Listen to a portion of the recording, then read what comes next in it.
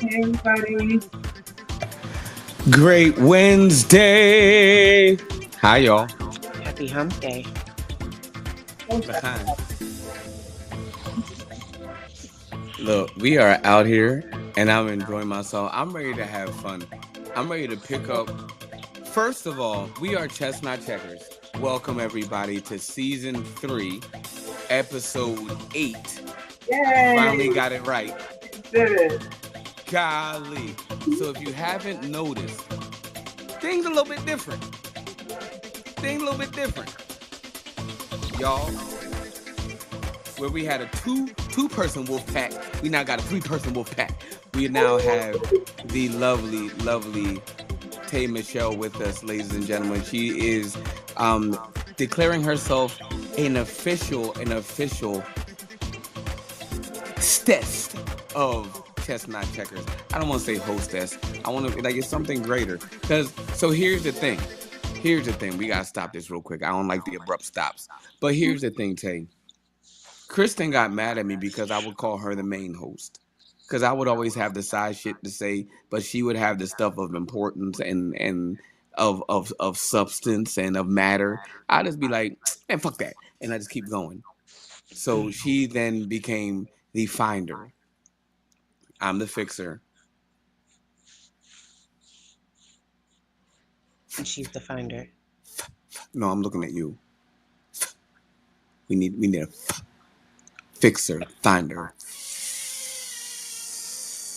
Fuck around and find out. But nonetheless, this is Tay Oh, Michelle. This is the Oracle. This is my Oracle. We also have Kristen Rare Sense, the hostess with the mostest. Y'all, it was different. I'm not gonna lie to y'all. It was really weird being on Mondays and Kristen wasn't there. oh, Now, here's the It was. honest thing. I'm thankful that I have a community, and where one wasn't there, Tay came in and it was like ain't skip a beat. I didn't feel nervous, You but shouldn't. Why anyway, would I you? don't really feel nervous in most cases. So, but with that said, I wasn't sitting here talking to myself because it was like, all right, boom, boom, boom. So we found out that Kristen decides she wants to heave ho in her sleep and got hold in her sleep and now is heaving for air. So Mm. she pulled her back muscle and we're trying to make sure that she's recovering. Our responsibility, which we're going to fail throughout the course of this show. I'm already declaring it. Listen, this is already a victory. Our job is to not make her laugh too oh, much. oh, God. Too I'm much is sorry, crazy. but how do you wake up out of a dream? Like you were throwing it back that hard in your dream that you messed up your back in the Had to have physical been on world? all fours. It's going on 3 years. So if that's the case, yeah. Like, look, it's been a while. So that She could very well look in her sleep. She reached back to grab a hand. Mm. Mm. Mhm. Doing That's some where it all started. things in You know, slumber. the way grown folks' dreams is set up is when we wake up hurt, we don't remember them. So I could have No, been man. fucking or fighting Jesus. I don't know, but either way, You ever try to go back to the dream you was in, but never something worked. woke you up? I've Never begun the worked. practice of writing my what I can remember from my dreams down. I keep a notepad on my nightstand, and as Mm. soon as I wake up, I remember like whatever detail I remember, I write it down so that I can go back and read and try to, recount the dream and find the meaning behind it. No, that's smart. Mm. That's smart. I've heard a lot of people say that dream journal stuff. Either I'm gonna remember it or I'm not. That's the way it like It's a filters form out. of shadow work. It's good. Hmm. It's really good. I It's healing. end up typing my dreams to people, so it's written down. It just ain't conventional, I Oh, guess. I used to have a reader, a friend of mine in Williams, Anthony Foti. I could, 40. yeah, oh, he was the greatest. I could tell him, I'd be like, Foti, I just had a dream that, blah, blah, blah. I could tell him three things, and he'll be like, oh, yeah, this is what each of these mean. And then he would give me the information to allow me to interpret my dream and what it means to me. As I William miss him. sits here looking like fucking Morpheus. Listen, I'm trying to tell you, we were in this. group, and we're going to get right into the current events. We got some shit for y'all. We were in this group, right? And it just so happened there was about what 30 to 40 of us, and we all had something in common. We had a lot of trauma and we had insomnia. That was literally the cusp of this group. So Trauma through bonds that, and no sleep. Hilarious. so as a result, like one beget the other, and somehow we all ended up helping one another to get to like some sort of pillar to where we are today. And Fody, this guy Fody, I mean, he's Sicilian, but he's the only Sicilian. I wouldn't say the only white man, because you look at him and you be like, "There's no God's honest way that you're white." And Oh, he'll be like, "Nah," it's and not he'll tell you. He says, I'm Sicilian. I'm from the Mediterranean." He'll say it Sicilian just like that. not white. Sicilians Say, not white. am I lying? They the I'm niggas not of lying. Italians. Yeah, they are the niggas He of Italians. he will slip up, and he slips up on his own, and he be like, "Oh, please forgive me," but he will nigga your ass up. I'm Yeah, trying Yeah. to tell you, he they be like, don't "Nigga, feel please." white in their soul. I promise you, they do not Because feel white in their soul. he really don't. And you know what makes it? You don't even question when he says it because he says it with the same like energy and intent that we say it. Mm-hmm. And I know people have, take issue with, you know, white people saying the word or whatever, but it's not necessarily the word, it's the intent behind it. Right, right.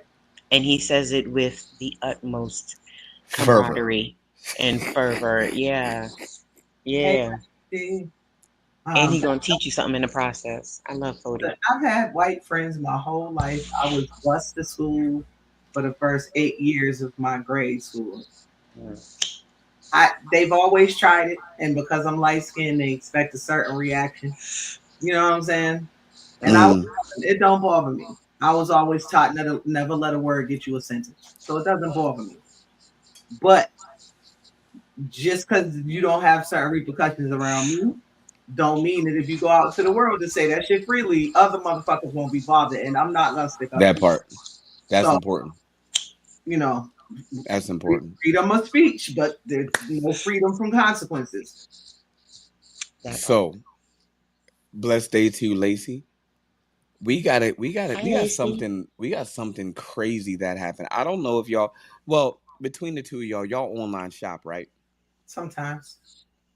Okay. Did y'all notice Shein, Amazon, and fucking fucking Temu? Yo, that import tax is heavy. Man. That import tax is heavy. Heavy. So Heavy. while those companies are being tax heavy, Fashion Nova is still out here untariffed because that's how they put it on their fucking Twitter. But is Fashion Nova not an American company? Fashion Nova is. They're the only ones not being tariffed. Okay. Of all of the cheap brands that people get. You know what I'm saying? So they're out here flexing while all the Asian brands is out here struggling right now. Like, yo, man. They about to catch all that traffic. All of that See, online the problem traffic. I have with it is we're gonna catch it too because everything Walmart makes is made in China. You know what I'm saying? Everything Target, all of their stuff is made over there anyway, so we tariffing ourselves. The red hats are made in China, which is just the irony is just. I saw this video earlier today with Eartha Kitt. She was on the when Whoopi Goldberg had her own talk show back in the day when her dreads still look healthy. Don't do the queen. Don't do what. I love Whoopi, but come on now. We can't call her the queen. We can't. She's an EGOT. Whoop is the queen. She's an EGOT. Queen, not so much. But it's okay. Either way, she's dope. I'm not taking nothing away from her. I just don't classify it like that. So, with that being said, Jumping Jack Flash is one of my favorite movies. Don't look at me like that. Damn it. There was an interview with her and Eartha Kitt. And Eartha Kitt said something that made my heart jump. She said, "You taught us to hate the Ruskies and the Japanese because we had to fight that war. and you taught us to hate the Vietnamese because we had to fight that war, and the Koreans and the Japanese and the Chinese and so on because of the wars that we make to fight. But you never unteach us when they come home. But then you send all of our jobs to the people who's supposed to be our enemy, but you expect us to trust you. Mm-hmm. William, That's huh? what is you over there doing? Sharing the link. Oh, okay. I heard sound effects. Oh, I always have music. Yeah, that it totally. It's true. And this was She back spoke in the nothing but 90s. facts. This was Yeah, she back spoke in the nothing 90s. but facts. Look, she was almost in tears. It was a very passionate speech. And, Mm. you know, it's a symptom of America at this point. Like, nobody really knows what anybody's doing, and everybody's doing the most. So, Everybody's doing the most look, and sharing the most. at this point, if you don't know the 5 Ds of dodgeball, you're going to get whacked in the face with a wrench. And that's just what it boils down Dive, duck, ditch, bitch. to. You don't ever move. If you can dodge traffic, you can dodge a ball. Listen, you can dodge a wrench. You can dodge a ball. So yeah, man, Yeah. it's a sad state of affairs when the mayonnaise marauders and their cohorts get to, you know, making up shit on the fly. Like they're not good at it. They're The not good at it. yogurt yodelers. Look, I made that The up. Ranch Rangers. The I, Ranch Rangers. I love it. The Blue Cheese Brigade. No, it's the mayonnaise militia. Y'all got it all the way twisted. Mm. It's the mayonnaise militia. But yeah, Mm. anyway, you know. So what else The is going transparent The, triflings. the egg white wombats. Breathe in.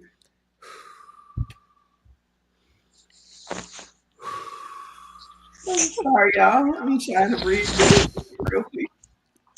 Yo, she really hurt her back. Like, so we got to teach her how to laugh through by breathing.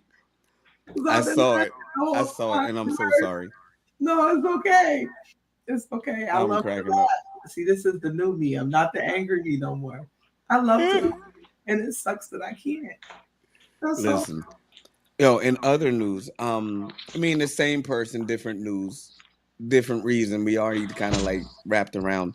Um, he decides, and our lovely new hostess sent me this video of this brother right here. I'm not even gonna call him a brother. We talking about Donald Trump right now. This dude right here, he now has a chance to reconcile with the fact that the dude that ain't supposed to be down in Venezuela, El Salvador. El Salvador, excuse me, in El Salvador, he's not really MS-13 like we say. He is it's all messed up. So they show it and they say, "Stop. You see there, this is not real." And he says, "No, no, no, that's real. That you can't tell me that's not real. Me and the boys, we did our that's real." Then he said, "No, this was actually proven to be fake. Like this is not real." He said, "No, no, no." And he goes off and then completely emotionally hijacks the whole thing and says, "Well, how dare you?" Pop, pop, pop, pop, pop. And this person is like the first time they even interviewed anybody, and it just so happened to be the goddamn president. And But now, the way he worded it, the way Trump phrased what he was saying to him, it was Lo condescending, siento. and he made it seem like you should be grateful that you're even here. He said, I chose you. I picked you to do this interview, and you were a nobody. I didn't know who you were, and now you're coming here, and you're not asking the right questions. You're you know, uh, perpetrating false information, and it was just He it was faked. very not narcissistic of him. It was like it was wow. Can we touch base on that word? We want to sporadically like season understanding with that word, y'all. It's time for it's time for an echo of revelation. Shun, shun, shun, shun. I had to add that in there. It's like pepper. Everybody Sprinkle that on there. has a seasoning or a spice or a an herb or an essence of narcissistic qualities to them. It's a spectrum. We call that. I know it sounds. Yeah, I know people don't like it, but if I say a different word to substitute what that No, complementary narcissistic trait is, we could say self-preservation. No, narcissistic works because it's literally defined as a Well, personality. no, wait. Everybody, there are people out here rightfully who have a narcissistic disorder, and we Mhm. are not writing them off. We are not discrediting those who, well, I'm not going to say they. I'm not talking about her. I'm not talking about her. I am speaking solely for William Alexander, Scarf Boy. If you have anything to say, make sure you tag me. But just going to give you some Word, information and some insight. please. So here's some light. You ready? It's called survival.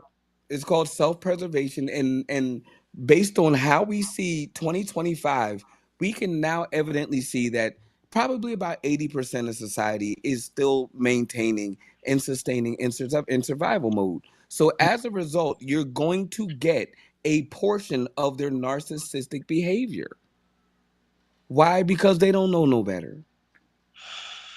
Guilty. I went into situations thinking that I was right, and I was so right, I was dead motherfucking wrong. Wanting to be right, and I was justified in what I was saying, but I was wrong in the approach because I made that person feel less like who they should be. And as a result, they can look at me and say, "You're a narcissist." And as a result, I can look at that moment and say, in that moment, I may have been. Are you saying that it was your intention to make them feel some type of way, or are you saying No, I'm that not saying that's not my intention. out of what was said, I'm not saying that was my intention. and What that's I not am saying is that my intent was to deliver the information. My lack of maturity gave the information however it came out of my mouth, and I didn't give a fuck how they felt. And that's wrong. maturity? That's wrong. I I don't don't think you can slice it and dice it however you choose. But if Mhm. I choose to put aside what I know is right and deliver something that is completely righteous but ineffective, then I'm wrong. Mm. I'm completely wrong. I could simply say, fix your shirt. Or I could say, yo, your shirt is tacky as fuck. Both could be true, but who I'm talking to, I know better and I should have delivered better based on what I know.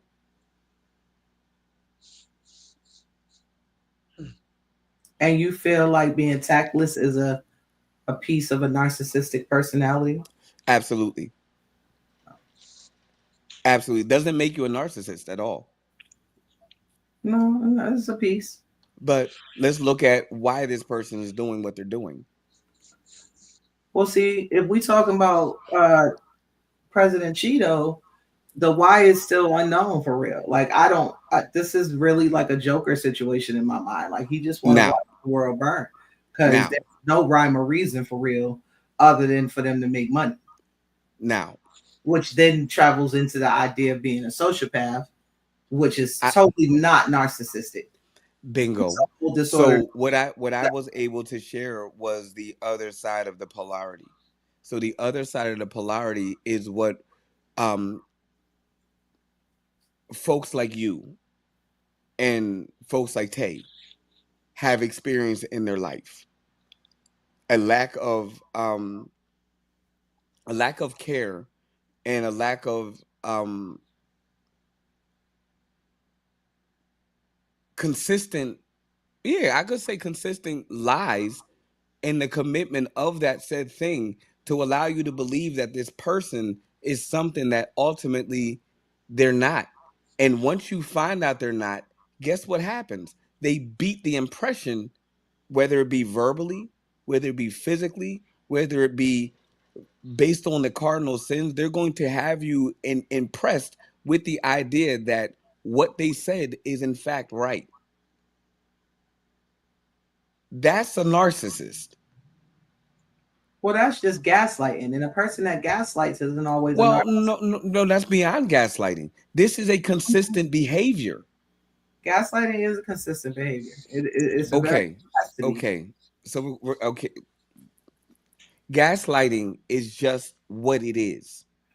The person doing the gaslighting. We're talking about that person. Yeah, but there would be no gaslighting without the person. So in my mind, it's all complicit. So you're just gonna call him a gaslighter? Correct, because Yeah. sometimes we have to compartmentalize what a person does Okay. and not inflate it into something that we Right. heard on TikTok. Okay. It's my So problem with with the word so narcissist. with what you're saying, you gotta now go to the reason. The Okay, reason is what makes the person who they are. fear more than likely is the reason. True, false. Can we agree with that? What that fear is the reason That people. no, that the I reason, think whatever the that reason is what makes that person who they are. Correct. Okay. Or What think were you that saying, Tay? makes that person gaslight. That's Inevitably, whatever they do as a result, inevitably. but Tay, that's what were you not about the to say? whole of their being. I'm sorry, Tay. Go ahead. Go ahead. I think a better word to use other than reason is motivation. Motivation. Like, what is their motivation for doing what they're doing? What do they Right. stand to gain from it? Whether it That. be something tangible Mm-hmm. or psychological.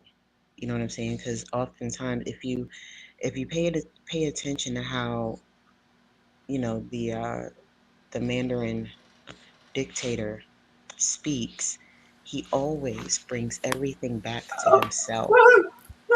That was a new one. That was a new one. Sorry, y'all. He always brings it back to himself. He always, any conversation, he can turn it around and bring it back to him, make him the center of the Mm-hmm. conversation, and then it's always a demand for praise. You should be grateful because I'm doing this. I'm doing this to protect you because this thing over here was a problem, even though I caused it. The thing over here is a problem, and now I'm fixing it for you. Right. So you should be grateful and call me great. Right. Every And that conversation he does that. But see and how there was several pieces in conjunction, which is what makes the narcissist, which is what I was saying. that's right. Mhm. And that's what I was saying. But that's in essence what it is. But I It's think like them being at we're the center of all things is the nucleus of it all. Mm-hmm. and it right. And for me, like when we discover, like, let's say dealing with just relationships, we have a person that's, may have made you feel not so great about yourself. Okay, that happens. But then you look at how they're responding to the place that you're in. Mm-hmm. And at that moment, therein lies the definition of who that person is. Mm-hmm. Now, you can say gaslighter, but you can ultimately just say you've been gaslit. Or you can say, once I'm out of the pool of operation and I'm able to look at this person with the resolve that I have, how are they sensualizing this moment? Are they gratified? So I I think guess go ahead. That's the three parts. no, I get what you're saying. I disagree with the last part because I do feel like gaslighting is a learned behavior, and so Sure. people may not know their intention or reason or motivation behind doing it. They just do it because it was done to them for a long time. And it's Sure. habitual. It's a Sure. It's habitual habitual. thing. It's bad behavior. And I think Basing a diagnosis, if that's where we're going with it, on the one thing is heavy to me, which is why I would rather compartmentalize the pieces. And I want to be clear with, and if you feel like I'm just I'm generalizing it into one focus, no. Okay. No, and I don't want that to be the case. What I was stating is that, again, a lot of times, and this is to the 80%, we have this idea that just because a trait is shown that makes that thing absolute, and that is not the case. What we are living under is what we can say is absolute. Mhm. Well, I was gonna say, I think what Go ahead. makes what is the differentiating factor for me as to whether you can say you're a gaslighter or I've just been gaslit is That's the why I was. habit behind it. It's, you know what I'm saying? It's the intent and it's the habit. That's why I said it's habitual. Like it's one thing for you to gaslight Hmm. me, but if I find out that you've been gaslighting her and him and her and him, then you are in fact the gaslighter. Mm-hmm. You know what I'm saying? If it was just Mm-hmm. me, I'd be like, well, he gaslit me, it was whatever. But if if the track shows that you've been doing this is a Right. Right. habitual thing, then you are in fact the gaslighter. Right. Right. And I was on that same point to the effect of understanding that if you are a gaslighter, it's not the same with intimidating and intimidated. Because I can plainly say in most circumstances, if a person's like, oh, they're so intimidating, that's because you're intimidated. I'm not Yeah, going around with a bat in my hand and yeah, the other one. Like, I'm not out here trying Right. to intimidate anybody. It's never my intention. yeah, So it's a little different than saying, oh, you've just been gaslit. Because yeah, the reality is, gaslighting is subversive, it's sneaky as shit. So, Mm-hmm. whether or not that person is manipulated into being a gaslighter or is using gaslighting to manipulate others becomes a situation. And a lot of times, like I said before, people don't recognize that they are displaying the bad behaviors of loved ones until it's Mm-hmm. done enough times to where people can call it out. hmm, Mm-hmm. So, And that's the beautiful thing. It's like when you're able to have like that, just that omitted conversation. Like, I've been in this frame, I now can just observe this frame, and we can just sit down and talk about it. mhm. And I think that that's the beautiful thing that makes um chestnut checkers what it. And I was asked this. Oh shit! I was Yeah, asked this question. I just punched the hell out of my mic. I saw you. What makes chestnut checkers? Why is it? And I'm going to be very clear. This, we are evolving clearly, but what makes us where we are is that um it's not always the conversation, it's what's within the conversation, y'all. And that's what, when, who, where, why, and how chestnut checkers is what it is. Hmm. It's showing respect, it's being corrected, it's being challenged. Like, if you were to take me and these two now officially know, if I got my past and my and present in front of me right now. If you were to ask me about 7 8 years ago, a lot of the things that we talk about now, we would not have the same conversations. Right. The reality is, growth at some point has to happen, maturity has to happen, and it doesn't mean that this person or these people are far beyond your realm of maturity to where they're like, oh, what I say matters. No, that's what the example of a person that is not sure of themselves calling some people outright narcissists, and they're not. They Mm, just have a developmental, you saw me correct myself, I Tay? appreciate it. Developmental skill in an area that you're just kind of not, well, let's just say it this way, you're weak at. So by putting yourself to the side and saying, you know what, this is a weak area for me, let me strengthen it. These women saw me and they heard me say, I have trouble. And one has known me for a long time and ain't believe me. And then the other was like, oh no, he's really telling the truth because he's still fucking up. Mhm. Nah, but I'm like, y'all, sincerely, this is like, I'm really having a problem here. But here's where my problem is. And I trust these two women. I trust them. Let's just say them. Let's just say that. I trust them to where 6 years ago, I would have called them victimizing sociopaths, which I would probably conclude to be a narcissist. How dare you tell me that there's a type of woman that is a step beneath divinity? How dare you tell me that these women can actually correct a person that's been bullheaded their entire life? I got both my parents. How dare you tell me that? But these women have stepped in and gave me a rational reality. When I talk about humble, I'm literally what I can rightfully say, I'm the amplification of what these women feel.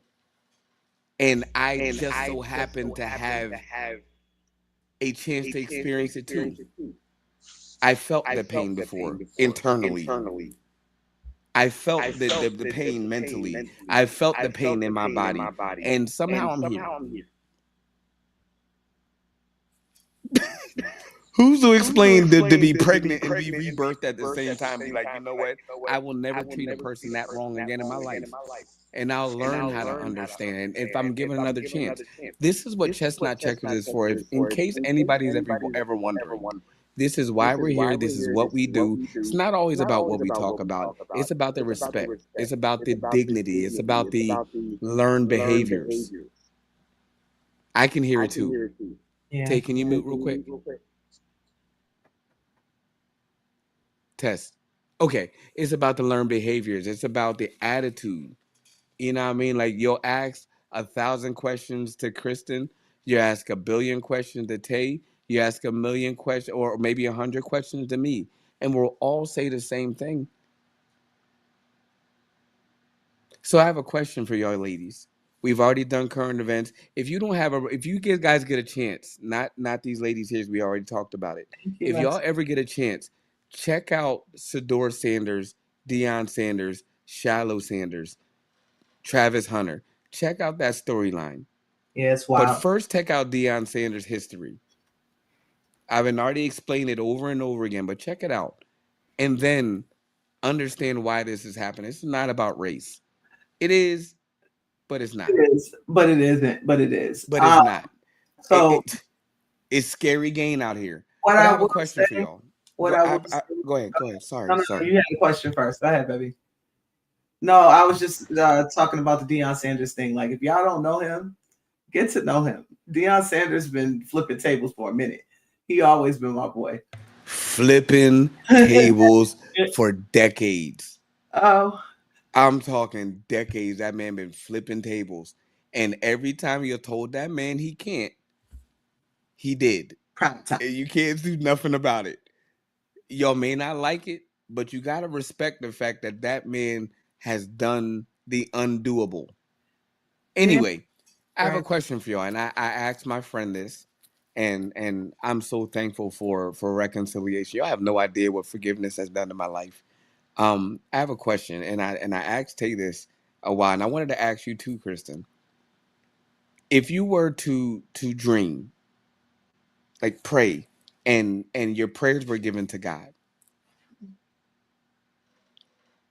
and you were to take one of those prayers, and you were to sit in one of those prayers, can you reconcile yourself sitting in anything that you've actually prayed to God?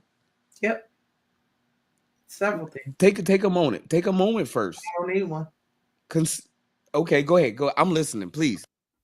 My prayer life is different. I feel like it took me a long time to even be able to pray. I still have a hard time praying out loud, but I have a conversation, and it's very present, and it's very everyday, and it's very, I understand where I'm going, and I'm just trying to see what your plan is so we can make sure we go on the same way.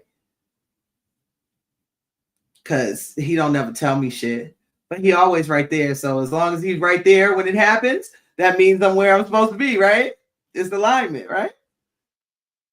So I don't have to think about it. I'm gonna sit in them prayers because I know all the nights when I was like, Lord, well, look, 2 nights ago with this back, like I'm screaming, like, Lord, no. They talk about talking in tongues. That be them times for me, like, because there ain't nothing coming out, but everything's coming out, and he hears our cries too. So I will sit in every tear. I will sit in every tear. I will sit in every scream. I will sit in every praise. I will sit in everything. Lord, I got to mum these words. Come see about me. But yeah, look. Breathe through it.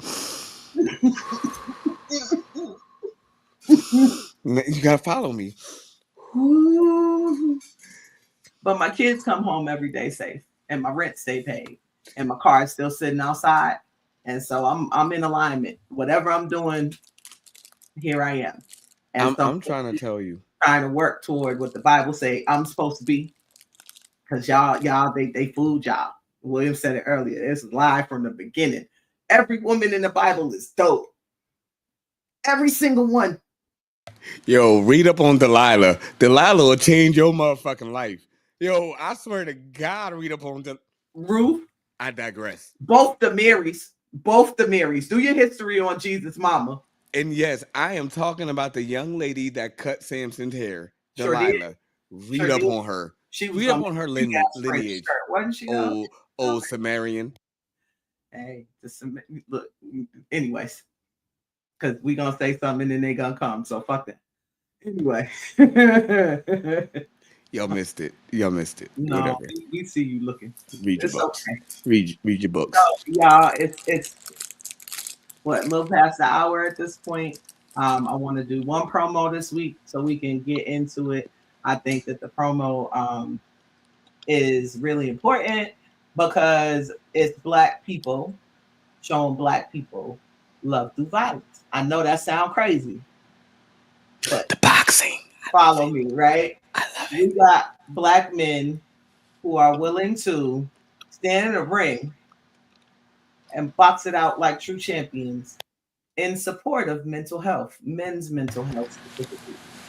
We got Mike Max Out Lowry. Yeah. Brian the Punisher Tinsley. Yeah. Plus several other undercard fights. It's going to be in Piscataway, New Jersey on May 10th at the Newmarket Firehouse. Email Chestnut Checkers, myself, or William for any further information if you'd like to attend. Y'all, we really do have to start making sure that we are going all out to let everybody know that mental health, especially our men's mental health, is extremely important. And no matter if we got to box each other, if we got to run a race, if we got to sip and paint, whatever we do, we need to bring more light to this subject, because situations like what we're going through as a country put our men in a tailspin a lot of the time. And we be so focused on our girl stuff that we don't shore them up the way they need to be shored up to go out into a world led by a fucking gaslighter, narcissist. You know what I'm saying? So it's like, I love you too. Look, don't cry on here. Look, I can't cry. Look, don't do this to me, because it's really fucked up out here. You know what I mean? We're all lied to. We're all gaslit. Society's rules are stupid. You know, and the more we talk about the actual personifications of the gaslight, the more it shines a light on the fact that the rules are gaslights in and of themselves. Nobody's coming to save you. Nobody's going to be a benefactor, an angel, in the way that they make it seem like, is like the cherubs coming to give you love, or, you know, it's a real world out here, and we deal with real issues every day.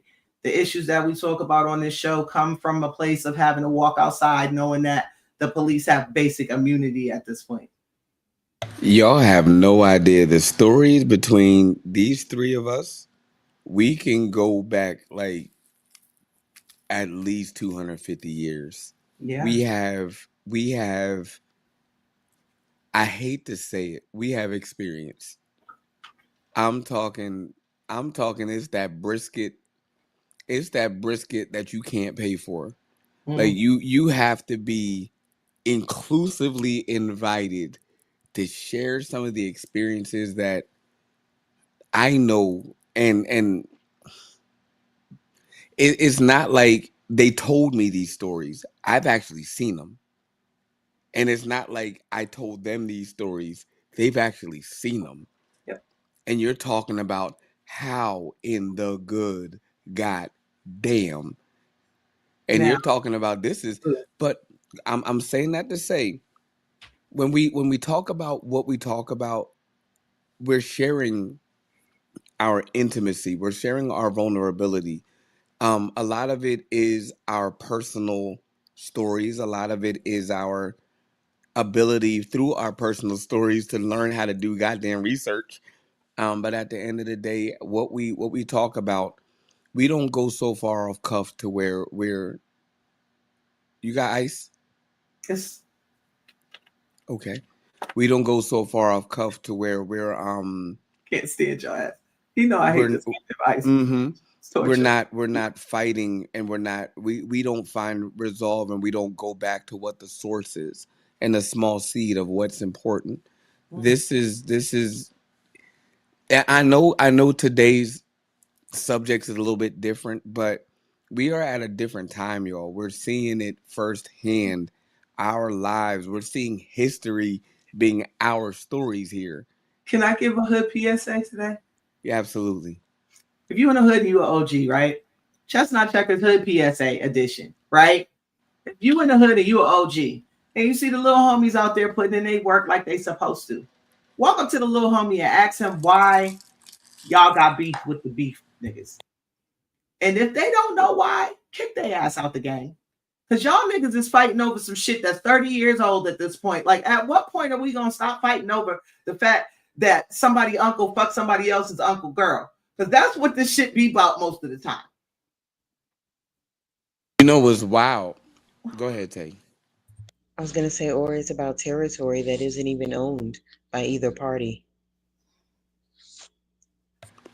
They out there fighting over something that they don't even have ownership of. We either talking about the Middle East or we're talking about Rome. No, we talking about essence. Dorchester, my nigga. It's the same thing. You're either talking about somebody's woman or you talking about somebody's land. Yeah, but we gonna put it in terms of these. We talking about Atlanta. Because these niggas don't know from Rome. You talking about a man talking about somebody else's man. Look, we talk about Love and Hip Hop New York, nigga. That's what we talk about. Because it's the same. It's all the same. Nothing new under the sun, right? Come on, man. Stop fighting over shit y'all don't even know what you fighting for real. Stop it. Stop it. I'm not talking about the indigenous of Atlanta, but I live down there. Look. I don't know if any of y'all motherfucking men out down there talking about, oh, I'm mad because my woman was sleeping with another man. Shut the fuck up. Because y'all some foul men down there. Y'all some freakishly, weirdly foul men down there. And I'm saying it from experience of living down there. I lived in Kennesaw and I moved. Y'all some weirdly weird men down there. Type of aggression, though. It's a different type of aggression. Up north, it's very DMX. It's weird, man. But they be soft behind closed doors. These niggas want to wear your clothes out, but want to be dumb aggressive behind closed doors. Like it's very. How you cussing me out with a thong on? Hey, say, brother, like, there's a reason why she's here. Like, all I would say is, I would clutch my pearls and leave at that point. Like, no, you're going. If you no. You with a thong on, so with me. You know what? You don't hurt my feelings, will you? If that shit come on my 2025 bingo card, I'm gonna fuck you up. You can't come. You can't come at some like and pardon me. You can't yell at me when your hair is blonde. When your hair is bleach blonde as a man, don't ever argue shit with me. I will be very, very offensive. Okay. I am toxic. I ain't gonna hold you. That's just, I'm gonna be like, hey man, your hair is blonde. And that's gonna be the first thing I say. Because I'm gonna be like, shut the fuck up, little murder, and walk the fuck out the room. I can't. Yeah, see my face. This is why I don't date. This is why I'm in the house. I caught that late. Yeah, it's okay. Look, the fuck up, little murder. I'm not dealing with you. Go on tour some shit with your homies. Not down at the Pink. Oh my God. Oh God. So yeah, like, but it's also part of our experience. It's just we as 90s babies are not as accepting of androgyny as those children of the 50s and 60s were in the 80s. You know what I mean? I feel as though we are going through the age that birthed the Princes and the David Bowies, and like androgyny was real huge in the 80s. And them kids accepted it because they were still on LSD from the 70s. Whereas we not fucking with it for real. I feel like my parents didn't tell me the whole truth about what they've done. If it's Like, that you wear thongs as a man, just tell me a first date. Please. it be with some weird shit going on. Because that's a surprise. I don't even want to get into the bedroom part of things. And Like, find even some of that this out. hyper masculine shit, it be like, Okay, so what was y'all first? I don't even know if you could say this. Radar, but with a G. Like, what was y'all's first initial? Like, mine was I knew in the club if he had like a Cosmo in a small cup and he drank from that little ass straw, the stirrer straw that's supposed to mix all the vodka up. That was my first Radar with a G moment. Like, what? That is nah. My first one was when the nigga went home because his shoes got stepped on.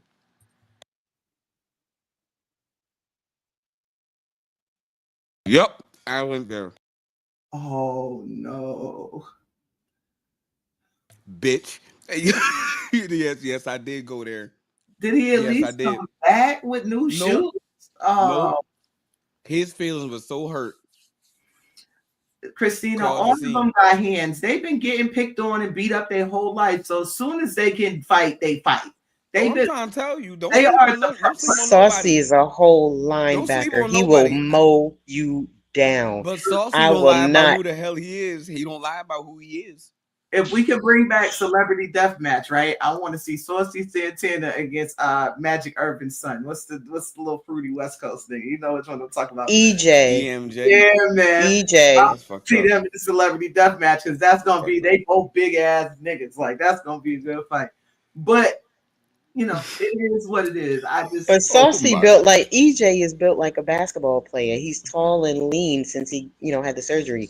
Saucy is built like a buffalo. well, Like, EJ is Bison. prime. Look, EJ is yo, follow him Yeah, enough. I'd swing I don't first on be that fucking nigga. I ain't gonna hold you. but I'm yo, swinging hard. Saucy Santana and those like him is like if all my life I had to fight was a person. Like that's what that looked like. That's what that looked like. you cannot underestimate that man. I don't Fuck. give a damn how long his eyelashes are, how long his nails are, how much lip gloss he got on. Who y'all You got? cannot underestimate that man. He will freaking plow you Um, down. let me tell y'all something. I'm 5'8", 155 pounds, 160 sometimes when I'm healthy. I don't underestimate nobody. I swing first. I know that's right. I And I'm do. playing hard. If you agree, I ain't I'm got I'm gonna say it like this, and people think I'm joking until it happens. I will calmly say, let's step outside. The moment you agree to step outside, I am fucking you up. The moment you step outside that evident that there is no go, there's no green light, there ain't a referee inside, I am stomping your ass and I will buckle your shit. I don't. And then That he'll is buy one you a thing you. drink afterward. I sure will. I sure will. here's what's crazy. Hey brother, you want an old fashioned? But I And will maybe light this your is shit just up. me. I ain't gonna hold you. I've gotten snuck a couple. Like I got a little scar under my eye for I ain't getting snuck sneaking a you. couple times. No, I'm just talking about for me. Okay, y'all remember the first season of Love and Hip Hop New York when Chrissy beat up Kid Bella with no drawers on? Right. Everybody was mad at Still Chrissy. pretty. Look, right. Everybody was mad at Chrissy. The Everybody was fact that I team. know about that shit is I crazy. was team Chrissy, right? Because where I'm from, the moment you stand up, that's a threat. Like you, if I'm still sitting, if That's we bing bing right there. and that's what Chrissy did. She stood up. Chrissy got up. Bop, bop, bop, bop. Poochie all on the Mm-mm. screen. Still pretty. You got your ass beat though, bitch. Stop playing. And they hated Chrissy after that. But I was team Chrissy the whole way. Everybody thought Chrissy was a bully. And I'm like, no, she tried it, first of all. But then you were in a heated argument and you stand up over me. It ain't no asking to go outside. It ain't Why no you standing over somebody? Boop, but it that's just how it goes. So with that being said, how do y'all feel in regards to our culture, the Black culture? And I know that's a broad question. Thank you. I know that's a broad question, but I would like to see what your state of affairs would be. Tay says she loves it. So I love who we are. I love what we are. I hate the fact that we're not defined. I was gonna say the same thing. I love who we are. I love what we are. I don't necessarily like. I don't necessarily like how we can be sometimes. You know, the game that the system, you know, has been set up to play, we're losing because we just lack the one thing, and that's unity. If all of us were to stop bickering and, you know, being territorial or whatever and just come together, the entire world will be flipped upside down. And I think I love us. I really do. I love our sixth sense with one another. I love the knowing, like, you know, you could say a line from a movie and 5 niggas gonna be like, you know what I'm saying? I love our culture. It's so rich. It's so strong. It's so strong to the point where it has influenced over the decades, mainstream culture. Mm-hmm. You know, we're always at the forefront of what is considered cool, which can be a bit of an issue. So on that note, I personally do love our culture. I think that our culture is diverse and it's wonderful. It shows itself in every which way that it can. I hate the way it's portrayed. There's so much emphasis on the negative from our culture to quell the idea that they are stealing the positive from us. And so it really does kind of hurt me to see how this idea of imitation being a form of flattery is flipped on its head when it comes to tonight's show, The Cool Kids. So I'm going to jump right into the first video as we come up to the hour. This is Chestnut Checkers. Follow our Facebook, follow us on TikTok, follow us on YouTube, like, subscribe, share, follow. Everybody contact us at cncchestnutcheckers@gmail.com with ideas and suggestions for the show. And we're going to hop right into it. I love it. I love it. I love it. I get to be toxic and just, y'all get to watch this shit. I love it. Y'all have no idea how this is just happy. It's a happy feeling. I feel like Black people have revolutionized poverty and made it look so cool that people think we like it. Nah, I ain't gonna lie. I think that Black people have made poverty so cool that people think we like it, bro. We don't like it. We're just making the best of it. Even the trauma that come from it, niggas aspire to. Like, niggas want to be a tough nigga. You don't realize this nigga ain't tough. This nigga just watched his daddy die and his mama on drugs, and like his life, that nigga traumatized. That nigga got PTSD. He ain't tough. He's traumatized, and to the point where a nigga could grow up in a home like this and aspire to be from the project. It's because, unfortunately, people think that Blackness is tied to poverty.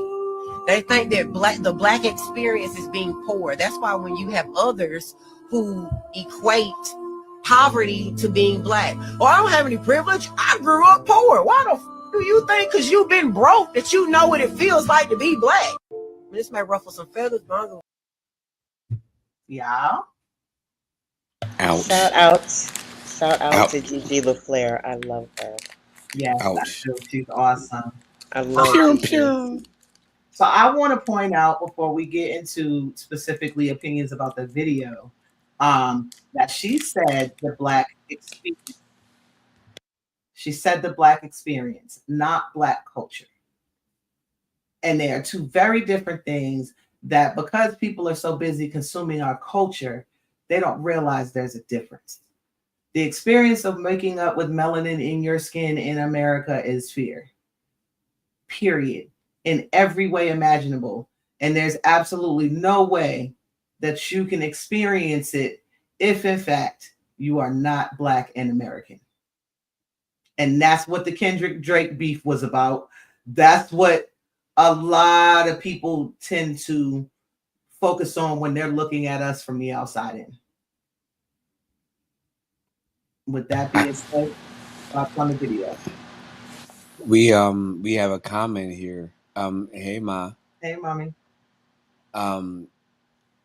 We give other cultures more grace than we do our own. We are extremely critical of our own. I agree. That's And part of what we do is we justify any way to have an opinion. Why? Because we're very, as a culture, I can honestly say we're new at what we deem our freedom of speech, and it doesn't necessarily take away from our culture, but you know what it feels like when you say, okay, oh, I see you with your little job. Oh, I see you with your little, your little da da da da da. We know what it means and we know what they intend to say. But when do we get to appreciate what they are supposed to say? Like I had to say, so much so that I had to go to therapy to correct my speech. Like it's something to really say what you mean, to the point where you have to now reconstruct and understand that, okay, you taking the time to really develop your speech pattern, your understanding, to where you have to now slow down yourself so that others can understand you. I get told I'm talking in fragments. You know what the crazy part is?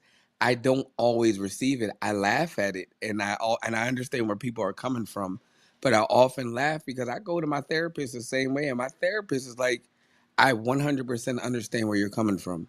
Don't ask me to do porn star And shit, reason being is that I was. They will. You're not gonna do that on Twitter.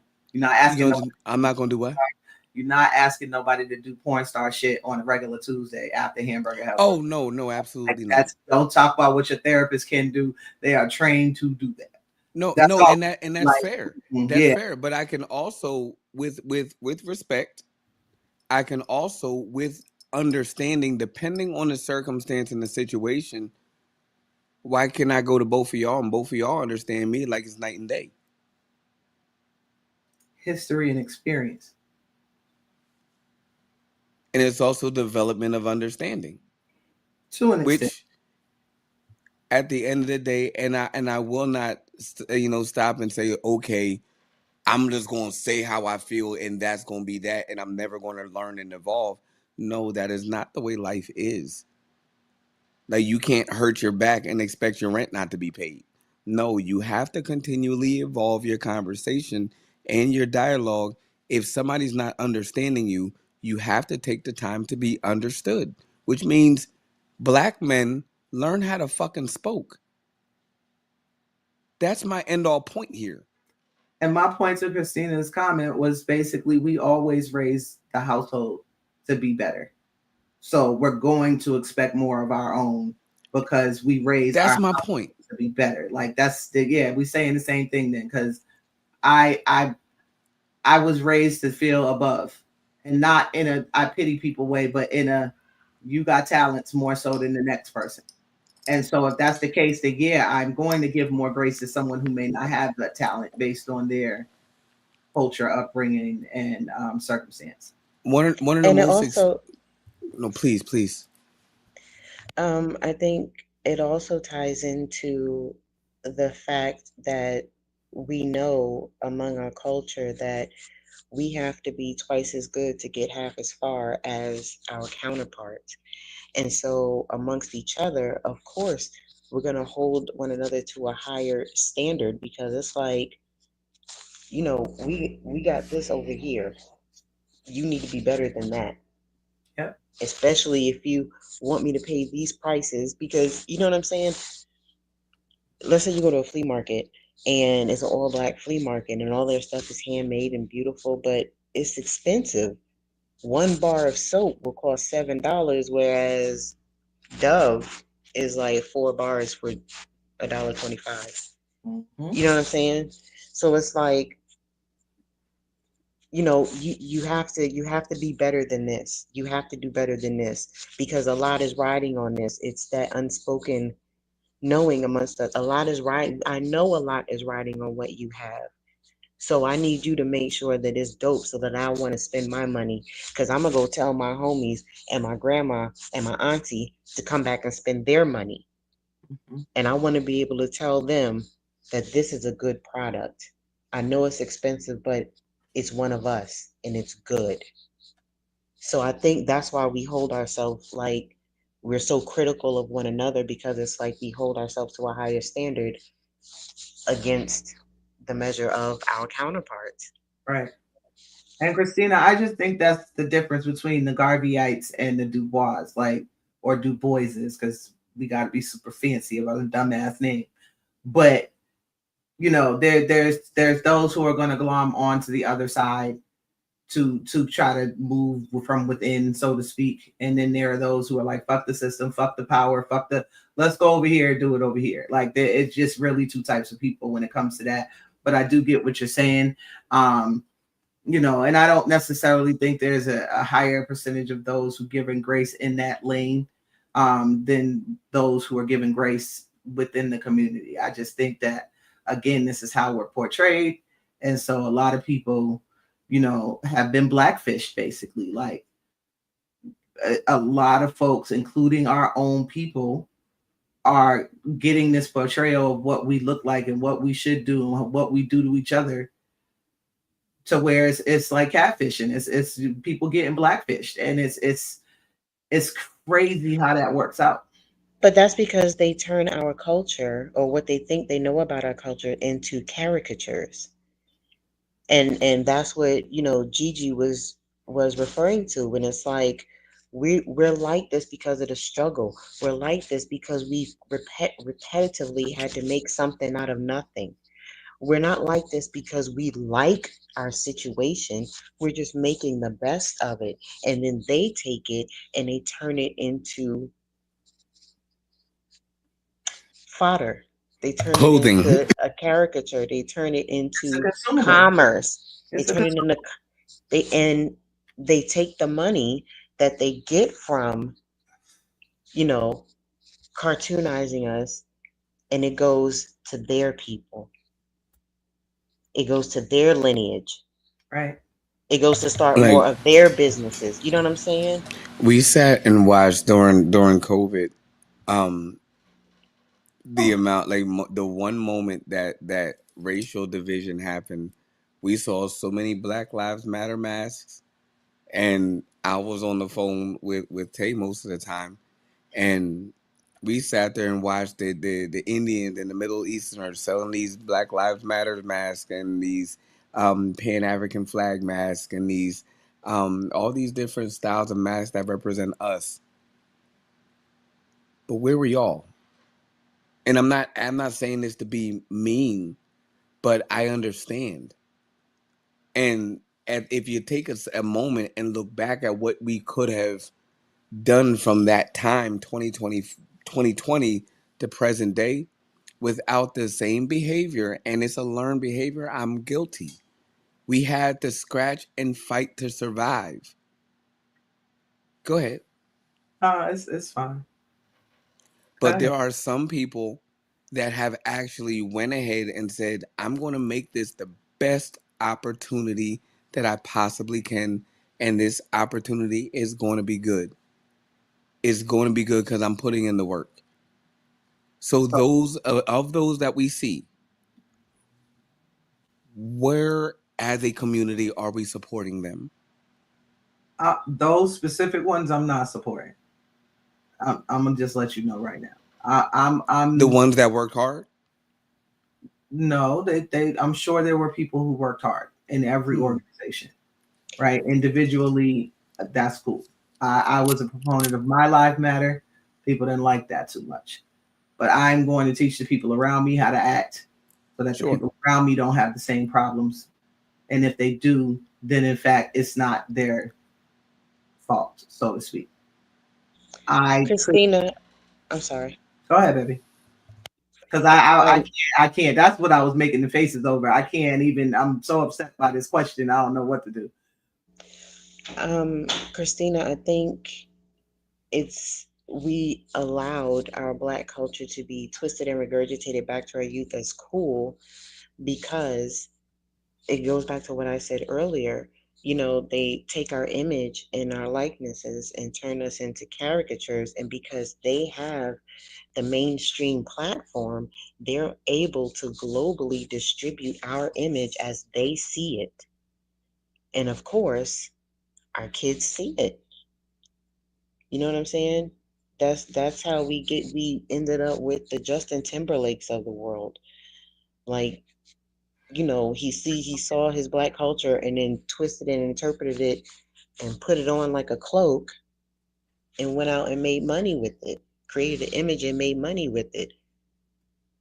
And our little kids are thinking, oh, Justin Timberlake is cool because he's down. Well, no, sugar, he's not. He just made money off of wearing our cloak. But it's because that they have the mainstream platforms. They own the distribution company, the television companies, the radio stations. They own that shit. Thank God now for social media. And there is more information out there at our fingertips than we had as children to learn about our culture and connect our dots amongst each other. And see, this is where I feel like a lot of the gap in our community happened as far as communication and dissemination of information. Because the reality is our culture has always been of oral history. And so hip hop being a part of that oral history, then we give it to our kids before it becomes cool.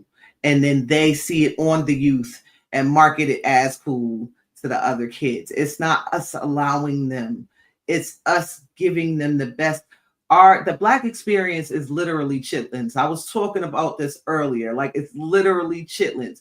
We are given the worst circumstance through systematic racist laws, and then we make it fire. And then they come and take it and make it theirs. And it's just like you can experience it, you can play in it, but don't optimize, don't be a part of it. You know, and I think we can't, baby. You're not ready for revolution. If you're asking who they is, you're not ready for revolution. Okay. I know. Here's the thing. I know Christina, and I know that the question that she's asking is a means of conversation. Mm-hmm. Absolutely. I am not afraid to say who the they are. The they is the thems that control the media, and those that control the media lie within the realm of that original Israelite exodus. Those that were in the Israelite exodus had time, nothing but time, to decipher how they controlled the media. The ish. I won't say exactly for fear of the ism. Yeah. So I will say the ish. They were lost for a while. And what the fuck do you think they were thinking about? How do we not let this happen again? Do you know what media means? My thoughts. Guess where they went? Rome. Mm. And they adopted a lot of philosophy. They didn't just wander anywhere. Mm. You know, they adopted philosophy. They adopted principles, so much so that they infiltrated 13 or the 12 tribes and called themselves one of the 12 tribes. I agree, Christina, but my goal is the same. And I personally have thought through the problem far enough to understand that a sort of revolution has to happen. Absolutely. And if in fact we are still asking who is they in 2025, then those people who would ask that question are not ready for the type of revolution that has to happen. It wasn't a personal thing. It truly is the idea of this is where it's going, and this is not the forum to have that conversation. Because the reality is, the moment that conversation happens here, there will be no more Chestnut Checker. But we can definitely have a different conversation in a different back chat. If you're on Facebook, hit us up. We will add you to the back chat. We can have all the conversation. The reality of it is, we are talking about this idea of the cool kids and why our quote unquote poverty gets turned into such an equitable no, not equitable, such an inequitable distribution of wealth. You know what I mean? Like when we think about cliques, because that's what America's built on. You got the Cowboys and the Indians, right? When you think about cliques, the cool kids are always hated. The popular clique is always the most hated because they suffer from pretty privilege. And it's the same thing with us. We are the cool kids. We're not allowing anything to be taken. It's just being taken. It's different. It's not, no, because those of us who know better do better. But those of us who don't know better don't have the space to do better. So it's just being taken from them. There is a lie being told. So I understand where you're coming from, but I do understand our culture, and our culture free like, and it's a shame. It's not a shame. It is a shame. We love so much that we freely give. Like we do. Like and it's just who we are. It's part of our DNA. We just be like, we welcome you in. That's just what it is. It's been since the dawn of time. That's part of community. We have what's called compassion. Authentic, genuine compassion. If we see a man hungry, we feed him. I don't give a fuck if you on the street, if you the most hood motherfucker. I've seen the most hood niggas that just slapped fire from the motherfucker that owed them $50. Feed a homeless man because they was hungry. We're not a monolith though, bro. Like the reality is, there are some people out here walking around with zero compassion. There are a lot of King Vons in our community. And I'm not denying them. I'm not willing to use the compassion of individuals to wave a flag for the community, which is why my people matter. I truly am not saying I agree to the wolves, but the reality is, those who have ears hear. So to your point, I agree. Here's where I agree. I believe, and I've said this before, no more than you've helped me, Tay has helped me, and I've helped. I've said to you, it's not your sword, you need a bigger shield. For me, I may have needed a bigger sword. I disagree. You see what I'm saying? So what I'm saying here, before you disagree, what I am saying is that the learned balanced behavior between culture, you being a melanated woman and me being a melanated man, we found a lot of likeness and a lot of agreeing enough to say, hey, we can now grow something together. Due to no more than programming. My experience due to the proper amount of programming. Sure. My experience as a melanated person is 100% different from yours. Absolutely, and no more than it is from me to Tay and me to Debbie or Christina to Tay, or it doesn't matter. The reality is when we get to a point when we understand hurt and we understand pain and we understand struggle, which is, from what I gathered, the root cause of that video. Mm-hmm. We celebrate that and we glorify the past tense that. But I believe that we're in a space now to where we're like, okay, when is it time for us to start writing down our history and writing down our literature so that we can overcome these aspects? Because we deserve better. There are certain volumes that are going to be the new Bible. I have been saying this for a while. It's being written, and there's nothing anybody can do about it because it's art. It's happening. Mm. You know what I mean? There are certain volumes that are going to become the new way that people treat each other. And a lot of that, just like the old Bible, is going to be based on melanated people. Mm-hmm. So the reality of our situation, Christina, this is the first comment I've agreed with thus far. We are not simply a drop of the ocean. I agree with a lot of them. We are the ocean in one drop. except that we have been taught to be a lake. And that's true. And so I we would say don't in the past, understand the expanse that of the power that we have. The ocean can topple the world. You know what I mean? And it's a hard battle to climb, to jump from the beginning of letting people know who and what they are. We are in the awakening phases, supposedly, to jumping to the who is they. say, I'm good on this. I'm listening. I'm learning. I mean, but for me, I look at it as I don't ever celebrate being poor. I will never. Matter of fact, if nothing else, it makes me sad having ever gone through what I've gone through. At the end of the day, though, I use that memory and a lot of those memories, much like a lot of people, to make sure that I say. And it took a couple levels of saying, "Okay, William, don't say never. Never say never." Isn't that what they say? Mm-hmm. I've learned how to not be as absolute, but also learn how to say, okay, I am willing and I have the capacity or the capability to now do not only what I want to do, because that doesn't always serve me, but do what needs to be done and also do what I have to do. That right there gets the impoverished mind to a different level. Because then you start to look like, okay, I'm not really satisfied with just beans and ramen. Is it fair to say, though, that the Black experience is understanding everything you just said, but also being relegated to the poverty line? I have a question for you to answer that. And I don't even like doing that. Thank you, because it's aggravating. But go ahead. I do. I asked this question in a morning meditation. What is good? It's subjective.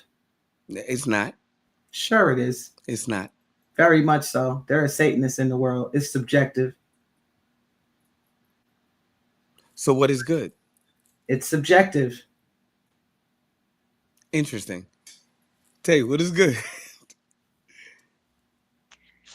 Well, from what I gather, God is good. All the time. Thank you. And all the time. God is good. Amen. Therefore, that being said, does not the Bible also say that God is a jealous God, and God is a vengeful God, and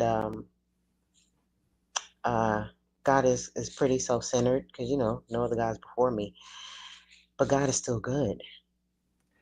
Yeah, God is love, so love is good, right? God is love. We all been hurt and fucked up though, but love is great.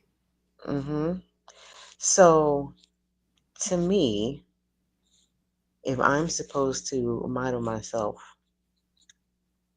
by God and try to be more like God, then I'm pretty much on the right path, because that sounds, pretty flesh-like to me. Being jealous and vengeful and the whole nine, but still being good. I can vibe with that, because I know I'm jealous. I know for the right reasons I can be vengeful, but I'm also compassionate. I'm also empathetic. I'm also nurturing. I'm also humble. I'm also loving. So I am also good.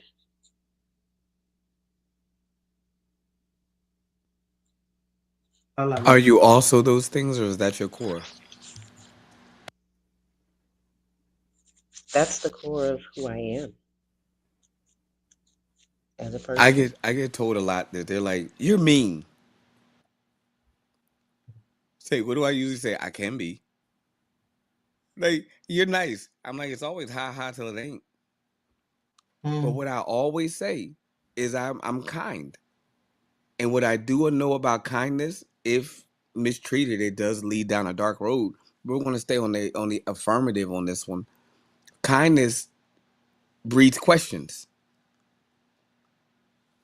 Simply, that's what kindness does. It says, okay, this person could should, and has every right, but they don't. Why? It doesn't mean that they don't have the capacity or the desire, but they don't. Why? I'm old as slap in my mouth, but this person gives me a kiss on my forehead. Why? Can I ask you the same question, William? What's good? Good is time. Lies and Good.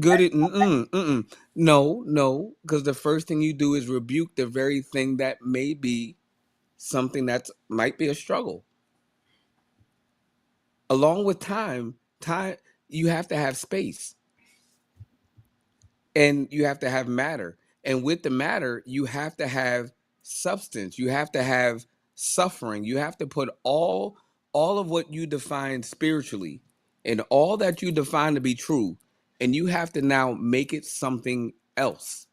That's what's good for me. So what I liken to, oh boy, I heard a beep, but I'm like, I ain't never heard no beep in here before. Yeah. We about to be in here. So for an example, what do I call good? Imagine, if you will. No, not what you call good, because I call butter pecan ice cream good. What is good, which is what is good. This is what is good. I'm going to call what is good good. And this is based on standard. I'm not lessening my standard. You ready? I go to Thanksgiving dinner, and I'm invited to this beautiful Thanksgiving dinner, and I hear all this corn shucking in the kitchen, conversations in the kitchen, and I can smell this joint. I'm like, oh my God, I know they putting in the work in that kitchen. They laughing, they joking, but I know they working. And then we say we bless the food, and the grandmom, the matriarch, says her prayer. You see where I'm going with this? And we laughing and joking, and then they unveil the food. And it's Hungry Man fucking Jack. It's Hungry fucking Man Jack.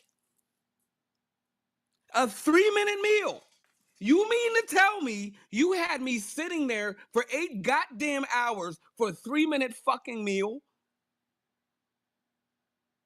Now, is that good? No. Now, if I were to get the cornbread and the stuffing and the fixings and the collard greens and the sweet potatoes and everything that you eat tells you a story of where that shit came from, that's good. You got to take your time. And the time that was taken in that kitchen is the time that you're taking in euphoric, nostalgic nature, reminiscing about the shit that you ain't know nothing about. That's good. Now you tell me, is it subjective? No. It is subjective. Good is subjective. It's relative, but I would not say it's subjective. We got Lovey. Lovey just came out of nowhere, y'all. And I believe Kristen is resetting. While Kristen is resetting, listen, shouts out. Y'all have no idea why I got so hyped and I almost reset my brain. All of the beautiful art, all of the ads, the marketing, I do a piss poor job at cut, copy, pasting, and all I gotta do is copy, paste, and add. But this woman makes some fire. Make sure that we have our topics. She's a curator. She's a chef. She's a psychotherapist somehow. We got Lovey. I'm not gonna call you by your full government, but we got Lovey in the building. Hi, y'all. Love y'all. Listen. Hello, Lovey. Tell us who you are. Give us a minute. Hmm? Give us a minute. Tell us who you are.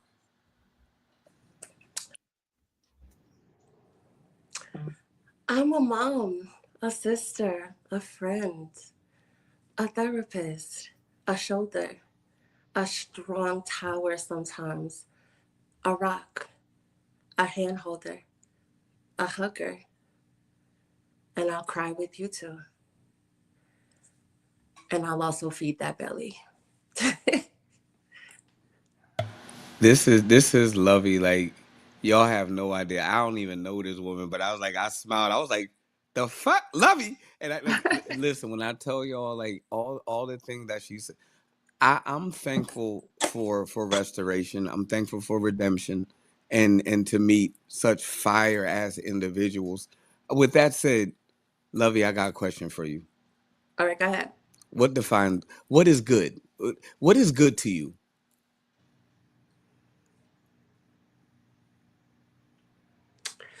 Good to me is it can be a few different things.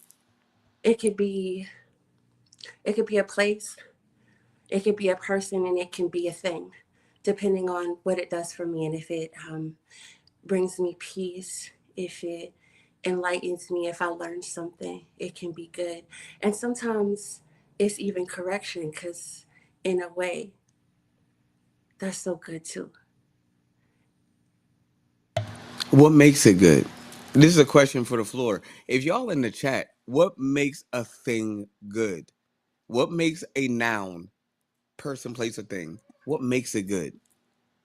No, We that's got not the chat. question. That's not the question. The question is, what is good? Not what makes a thing good. Okay, what okay. What is is good? We just gonna good. stay right there. What is good? I was trying to make it easy for y'all because listen, we go our conversations back chat. Sometimes it gets a little quantum, and you be like, "Huh?" But we gonna stay right there. What is good? We got God, y'all. What is good? I think good is and like I was describing, it's the time, it's the season, it's the when it comes to natural and us progressing, it's the reason why we do what we do. I It's the think nature by which we do it. I think what deems a thing good is the feelings that it brings, how it makes anyone feel, no matter what it is. Because people do bad things to make themselves feel good, but they call it good. And but it's like to me, good is anything that brings about a good feeling. Any thing, any person, like Lovey said, any person, place, or thing that brings about a good feeling, or a feeling of satisfaction, or a feeling of, because good doesn't necessarily have to be positive.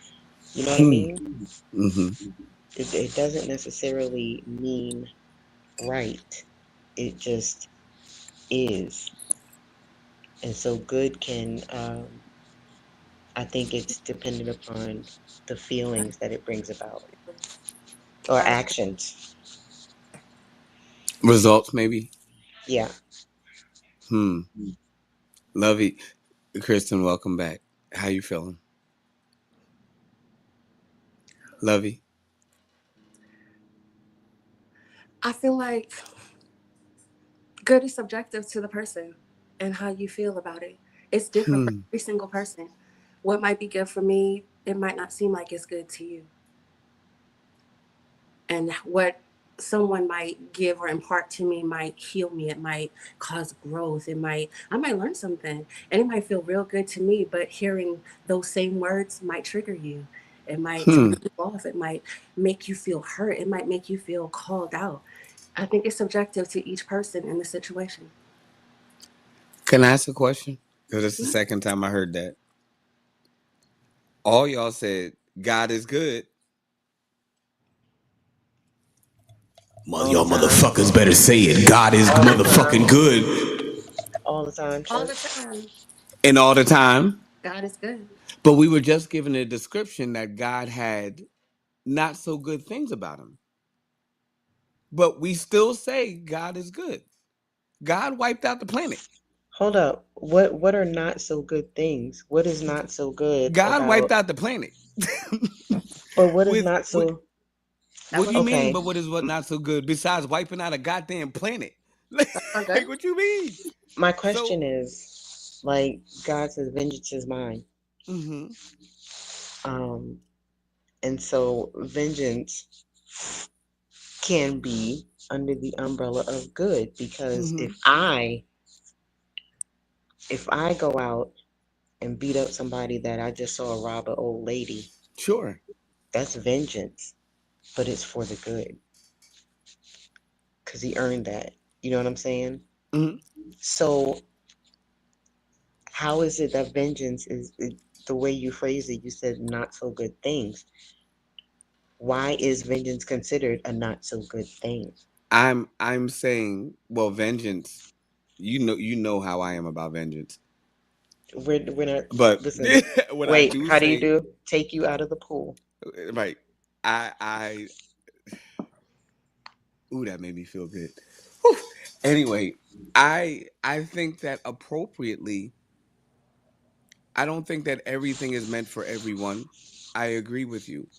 However, if we are to say that the standard that we live by is the creator, and we understand that some people don't quite believe in the creator, although they say they don't, but they know who he is, which means they believe in him, it has to be some sort of absolute here. Whether you agree with it or not, there has to be an absolute, which makes it non-subjective. Goods, bads, and indifference, there has to be a center thing that makes a thing what it is. And for you to honor and recognize that thing, or even acknowledge that thing, it has to be made plain to see. We can be fooled by gold. However, the gold look good. I get where you're coming from. However, once you find out, are you still feeling good? No. So is that thing good? No.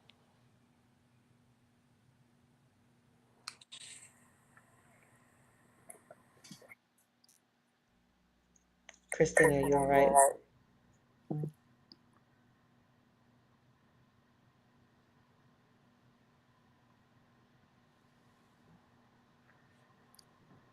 She said she's having Okay. technical difficulties. Yeah. Yeah, it's Are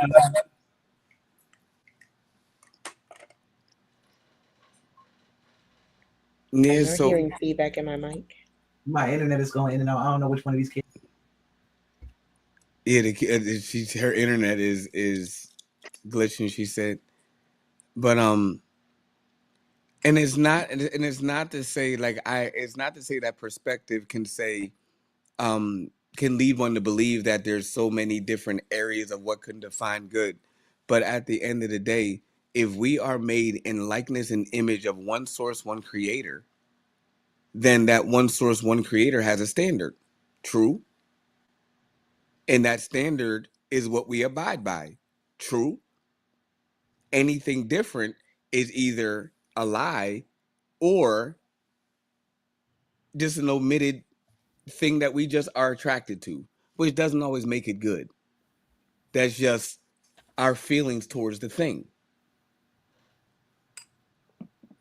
Like we all know that Tootsie Pops aren't good for you, but do they taste good? Yeah. But we now have to redefine what makes a thing good. But like I said, it's subjective. And so, and therefore, that was why that was my answer, because good is subjective, regardless of what you apply it to.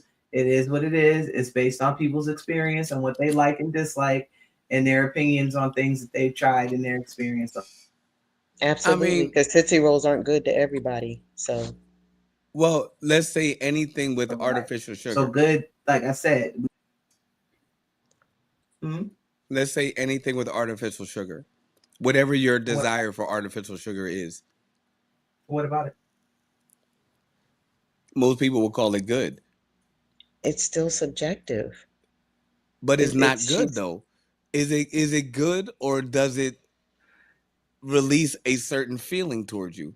Good. But good is something that's long standing, because again, if we go back to what God is eternal. That thing is temporal. So what do we call it?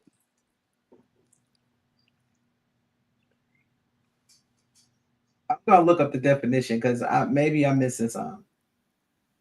The definition of good is to be desired or approved of, having the qualities required for a particular role. And so, and therefore, it's all depends on the person. that person has to desire. Did you hear that, Tay? Read that definition again. To be desired or approved of. This is the adjective definition. To be desired or approved of, having the qualities required for a particular role. Can you read the other one? The noun definition, that which is quote unquote morally right, and it's literally underlined and in quotes. And 2 is the benefit of advantage to someone or something. But oh shoot. Oh no. Right. Again, this all applies to people and what they're etc. It's subjective as fuck. Like even in the Oh no, Debbie, I'm not saying it's not choice. definitions, it's subjective. It's It's I don't subjective want because you. I what's don't good to want you you to say is not it's good not. to the next. So again, that's what makes you wonder what is good. So by the definition, it doesn't make it subjective. It does make it subjective. It doesn't. It puts a standard in the midst of what should be. So again, if we a person who says, and let's go back to your case, Tay, when you talked about vengeance.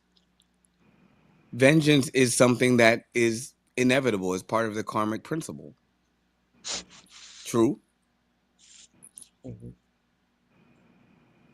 So whatever is now, if you can't live with what your thing is, what'd you say? No, I couldn't hear you because my. Oh, so I guess we're out, and I'm not disagreeing with the idea. Well, I am saying that I'm understanding that it is choice. The choice to do good or the choice to not do good. That's what I'm saying the choice is. But when you recognize what good is, the likelihood is you're not going to choose the latter because you understand the longevity of what will sustain you.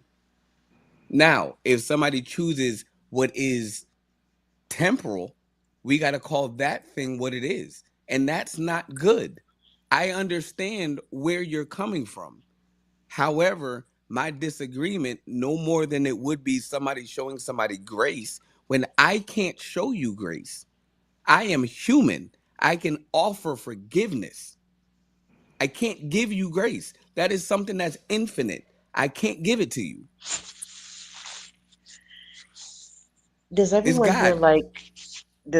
here like vanilla ice cream?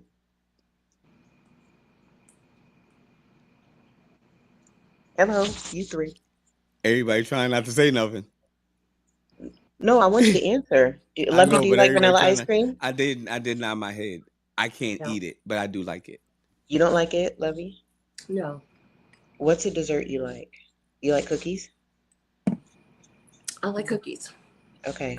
William, you like cookies? I don't eat them. I do like them. Kristen, you like cookies? Oh, she's frozen again. I love cookies. I absolutely love cookies. All of us can each have the same cookie, and there's a good chance that half of us are going to think that that cookie is disgusting, and half of us are going to think it's great. We all like cookies. We all agree cookies are good. But if you give me a crispy cookie instead of a soft-baked cookie, I'm going to spit it out. Whereas you, William, may like a Crispy Chips Ahoy. And Lovey may like, a Frosted Sugar. When I think Frosted Sugar is gross. You know what I'm saying? So we all agree that it's good, but it's subjective. It's still subjective. Here's where I guess the conflict for me comes in. Understanding where you're coming from. This is recorded. I'm understanding where you're coming from. When I look at good, when we said God is good, God is not a feeling. Really? You don't feel No, godly at times? Tell me you don't feel godly. no, no, no, no, no. You're a I didn't. motherfucking liar. No. See, this is where it gets very semanticized. God is ever present. God is omniscient. God is omnipresent. But to God is define all. God as a feeling, God is all. to define God as simply a feeling, No one then said you simply. have stop. You have to now define God as both, like you said, the love of God and the pride of God, the mercy of God and the wrath of God, which means that based on what y'all are saying, which is subjective, if God takes your ass up out of here, then it must be a good thing, right? Well, it's an inevitable thing. No, I'm It's talking not. about before you think it's your time. And everybody's like, "Ooh." Like you've seen the funerals. This is what I'm precluding to. You've seen the funerals when it's like, oh, he didn't deserve the da da da bop bop bop bop bop. But God is good, right?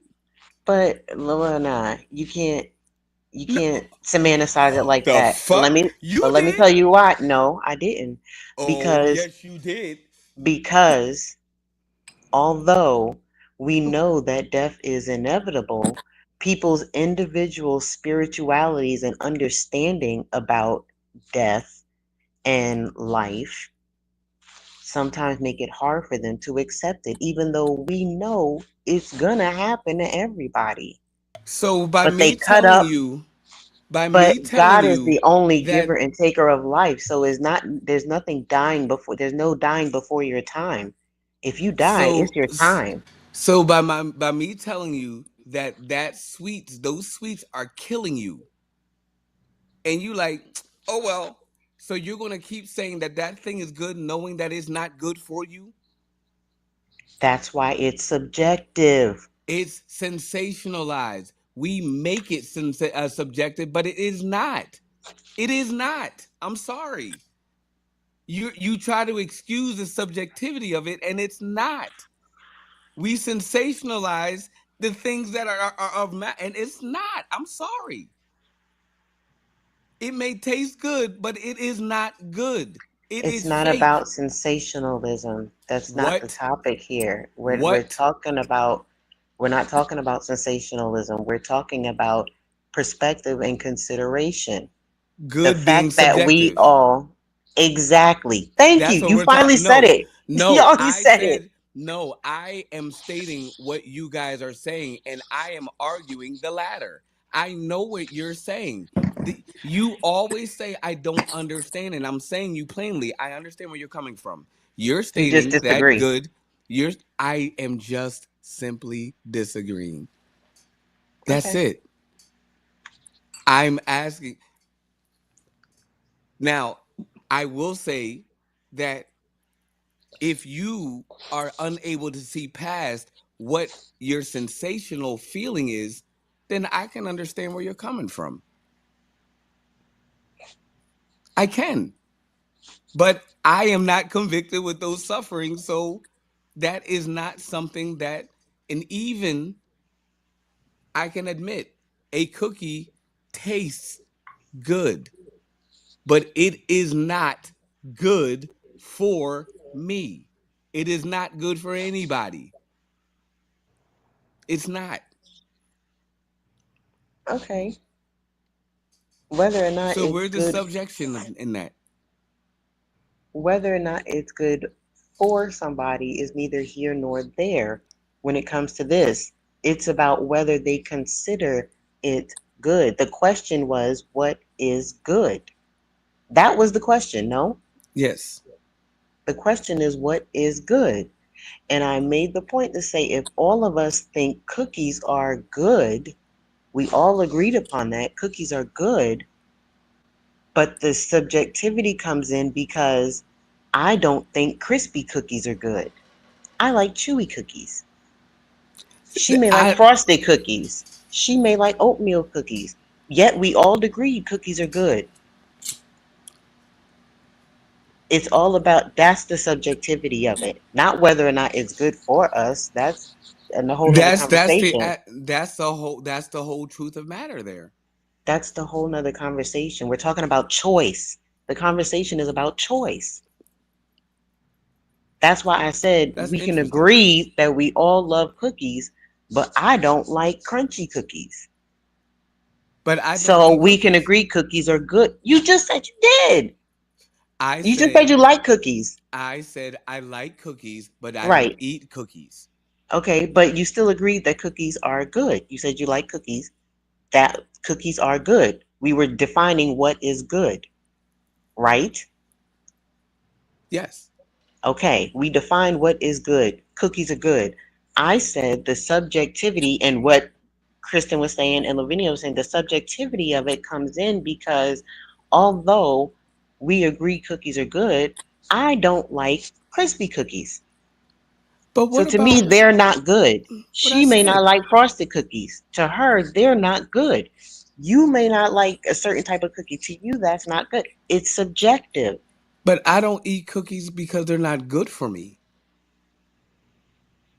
So where does Okay. that fall in line with all that you're saying? Your reason is your reason.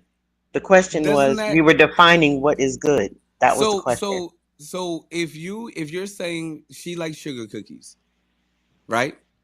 And Kristen likes oatmeal cookies, and you like chocolate chip cookies, no matter what style, shape, soft, hard, no matter. You get the cookie that you like. It does matter because it's a choice. It's subjective to me. It does matter. I don't And like crunchy cookies. I like chewy cookies. and I That's where say, the choice comes in. and I say, here's the thing. No matter what the choice is, you honor your choice. I say, hey y'all, you know, cookies have the propensity to cause death and mortality rates amongst bop bop bop bop bop, which isn't good.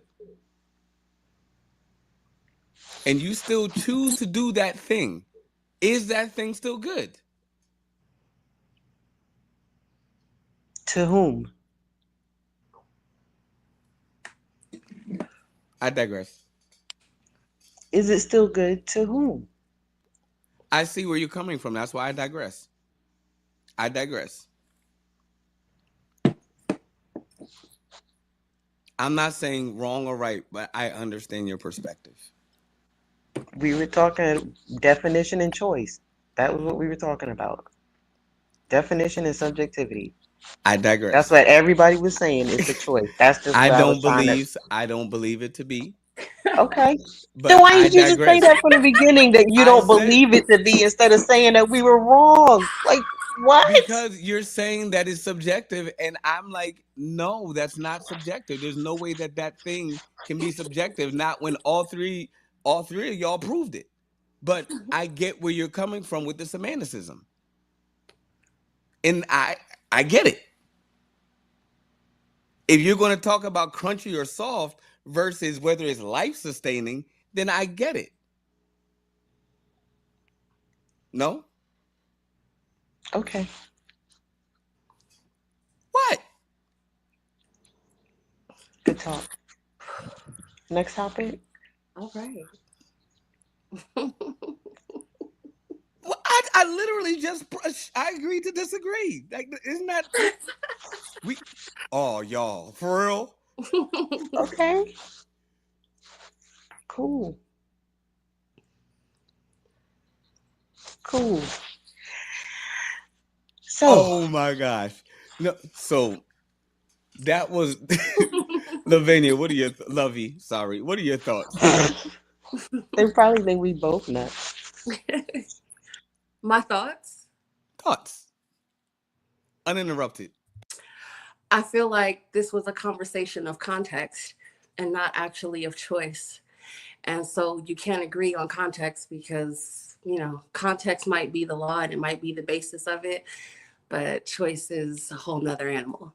So what it is that you choose is going to be based, and that's going to be subjective, and context is going to be based on the law, the rules, and life or death. Those are two very different animals. They can't actually be put together and argued back and forth. They can be, obviously, as we've seen tonight, but as it turns out, context and choice, two different things.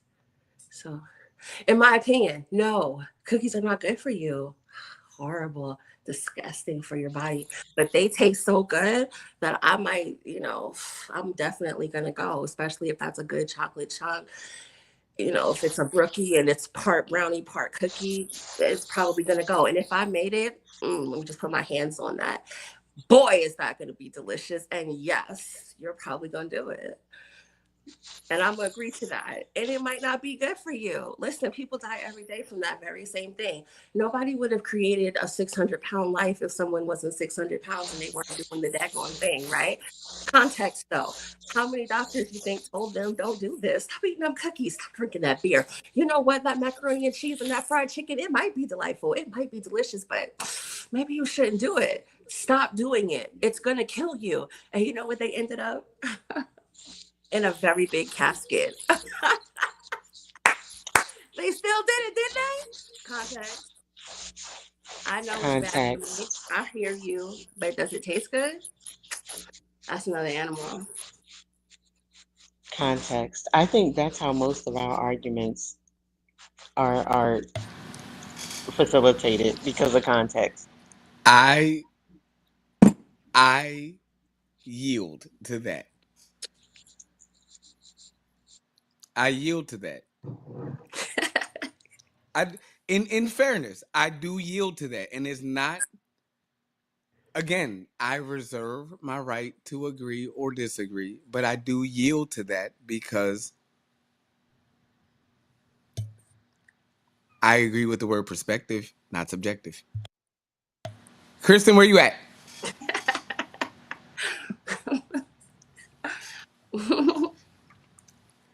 Kristen? Here on Chestnut Checkers.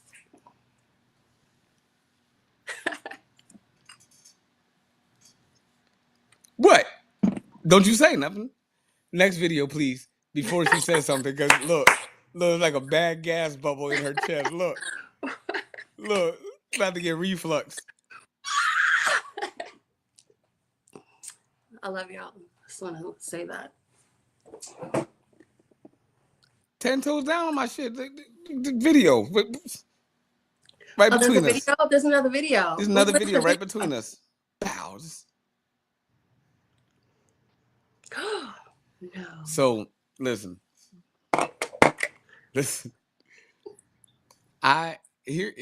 No. We're not even going to go there. We're not going to go there. Because I almost forgot, in fairness, that we are on a live chat. A live platform? And the type of berserk arguments that ensue. Now, Shantae, are they good? You're a liar. You're a goddamn liar. Ooh, you're a liar. Them joints leave me stressed out. They put me in a hospital. Why y'all think I don't have no hair? Argue with him for 13 years. Liar. I saved your life. I'm not great at arguing. I'm more of a translator. I am no. So here's the thing, Lovey. I'm not an arguer either. In between, I just in between. I'm not an arguer either. I don't really prefer arguing, but here's what I will do. I will stand 10 toes on my shit. I will now here, based on how I used to move, it's very, very easy for one to believe that I'm not going to stand 10 toes down on my shit on some shit. So some people like to be like, I'm just going to throw this shit in there and act like I ain't hear it. And I'm going to be like, no, motherfucker, I heard every piece of what you just said and you're not going to. No, and I'm just going to stand 10 toes on my shit. If I don't like it, I don't fucking like it. If I don't agree, I don't fucking agree. I can hear you, and I can understand why you agree with how you feel.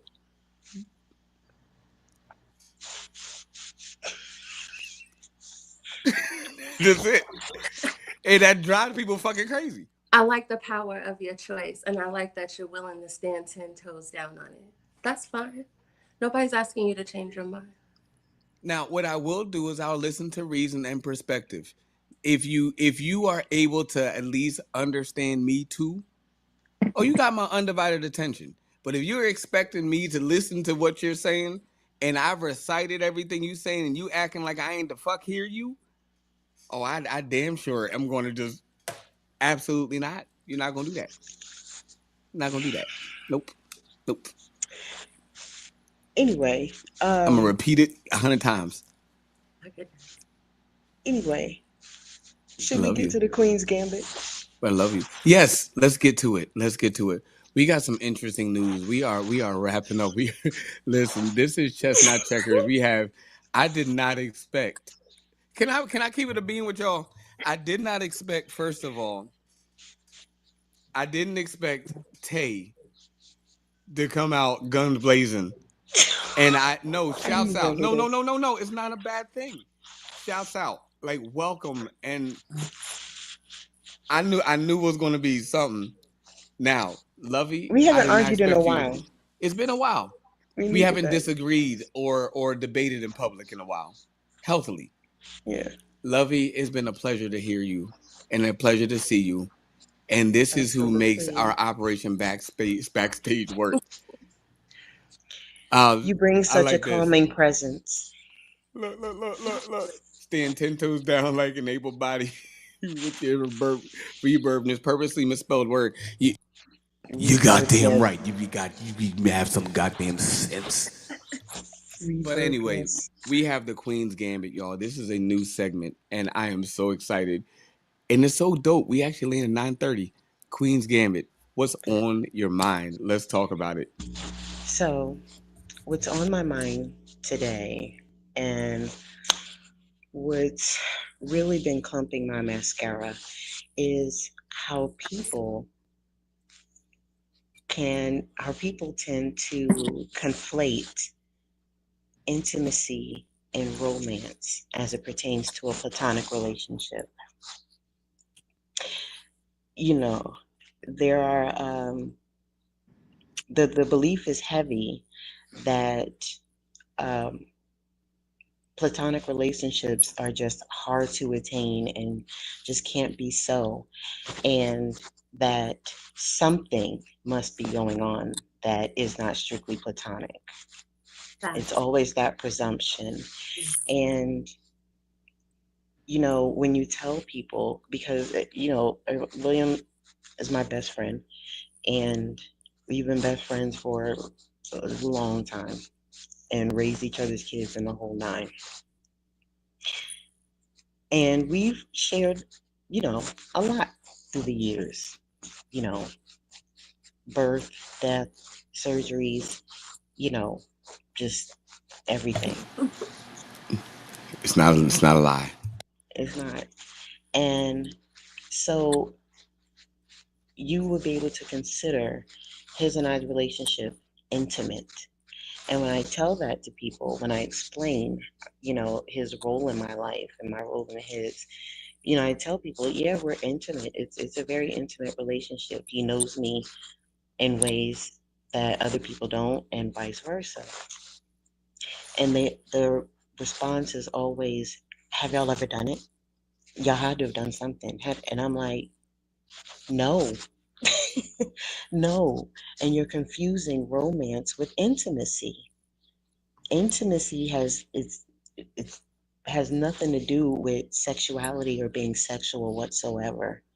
It has to do with the knowing of another person's spirit and being able to determine how they are or how they will react based on that knowing.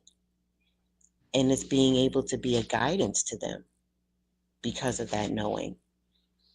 That is so purely intimate. It's so purely intimate, and there's nothing sexual about it. Nothing at all. It is possible for male and females to have a platonic relationship without it being sexual. It does not always have to go there, but intimacy is a definite need. We all need intimacy. We all need someone to know us in that way that they can create a safe space for us to be us.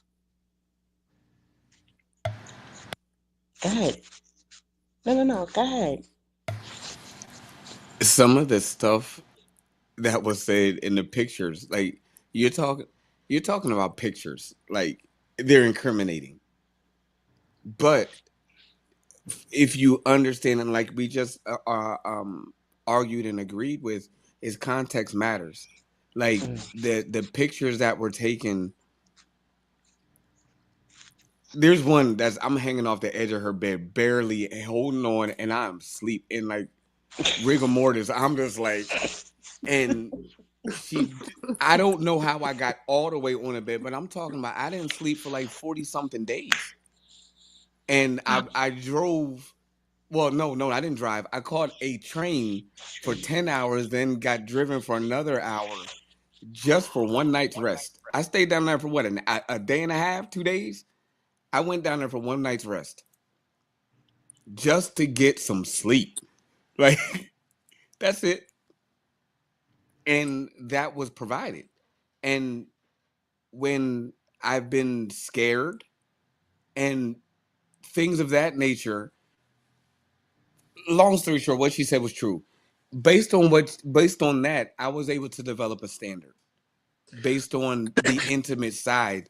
That's how I met Kristen, and that's how I met a Christina, because a standard was made, and it doesn't make my oracle, and good, bad, and different, I'm always gonna call her my oracle. It doesn't make her perfect, but it makes things make sense, so that when we get to the idea where me and Kristen are everybody now is like, okay, y'all got something going on in the background. No, the fuck we don't. No, we don't. Because guess what will happen? Even if I didn't, she would probably young bro me, because she doesn't see me like that. Now, it may come across like, I don't son niggas. Don't say that. I don't son niggas because they younger than me. That's not cool. I'm not saying you do. I'm not saying you do. But what I am saying is what people perceive and what people see is not always what it is. It's like most times y'all think that it's me, and I always got like, no, I'm getting corrected. Probably 5 of the 7 days that we exist, I'm getting corrected out here, so that I can be, not to say blameless, but I can stand here faultless. Yeah, I did it, but I'm not held accountable. Right. Don't fucking do that. Yeah, I did it. I'm faultless. That was a Rick James moment, nigga. No. Did it? You have fault. I say. Like this here's what I say. You can say what you know to be true about me, but what you're not going to do is hold me under it. Mm-hmm. That's what I'm saying. Oh, absolutely. I'm not going to sit here and be like, I'm going to fall by the wayside. Like, guess what? The worst of enemies can come on the Chestnut Checkers right now. Hell, my mom, or not my mom, my dad, if my mom came on here, I'm going to make sure she back where she belongs. But my dad, my brother, and my sister can come on this joint and rebuke me right on this platform. But guess what's going to happen? I'm going to be on the next episode, because they're not going to hold me under what they feel to be true about my life. That's the end all be all. And these women, with the help of my homie Fody, Brian, golly, it takes support to make sure that you're in a good standing. And they call me a good man. In public, they've called me a good man. But when they found out who I was, I hope they still call me a good person. But they understand the ingredients, and they also understand the work that I put in.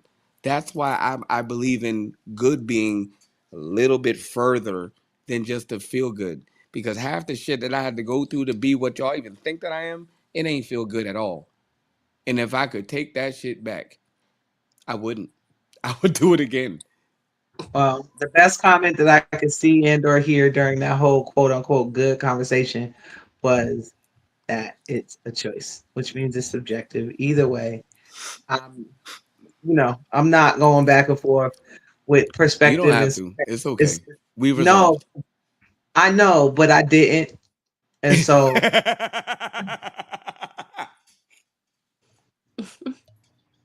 what we not gonna do. I didn't.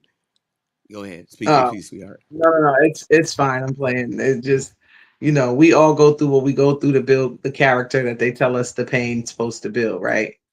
You know what I'm saying? Duck, you're gonna be a great writer one day, Duck, when you go through some more, right? Some whatever the fuck he said in the 5 Heartbeats.